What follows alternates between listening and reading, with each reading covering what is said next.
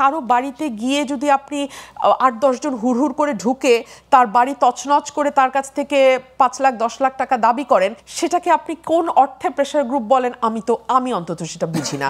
কিংবা বিভিন্ন জায়গায় যখন আমরা অরাজকতা দেখি, ধরুন আজকে গত দুদিন ধরে শাহবাগ কিন্তু বন্ধ হয়ে আছে। আমি হাইকোর্ট থেকে তো ফিরি শাহবাগ দিয়ে, এখন আমি আর শাহবাগ দিয়ে ফিরছি না। আমাকে ঘুরে টুরে কখনো বিশ্ববিদ্যালয়ের ভিতর দিয়ে, কখনো আবার যমুনার সামনে দিয়ে আসতে হচ্ছে। কেন?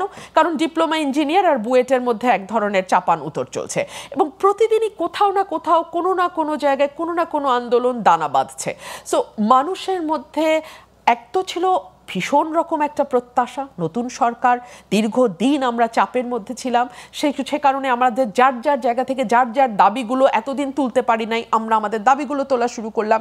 কিন্তু সরকারের যেটা শুরু থেকে দরকার ছিল যে খুবই ফোকাসড হয়ে কাজ করা, যে ওনাদের দায়িত্ব কী, ওনাদের ম্যান্ডেট কী, ওনাদের লক্ষ্য কী, ওনাদের সময় কতটুকু আছে, এই সময়ের মধ্যে কতটুকু অ্যাচিভ করতে পারবে তারা, এবং কনস্ট্যান্টলি পলিটিক্যাল পার্টিগুলোর সঙ্গে একটা যোগাযোগ রক্ষা করা। কারণ এই সরকার তো মাঠের সরকার না, রাজনৈতিক সরকার না। এই সরকারটি হচ্ছে একটা ইন্টারিয়াম গভর্নমেন্ট, যেটা সুশীল সমাজের মানুষদের দিয়ে, যাদের সঙ্গে হয়তো মাঠের বা পথের বা রাস্তার খুব একটা যোগাযোগ নাই। সো এই মানুষগুলো যদি প্রতি মুহূর্তে পলিটিক্যাল পার্টিগুলোকে সঙ্গে নিয়ে এগোতো, হয়তো আরেকটু ভালো হতো।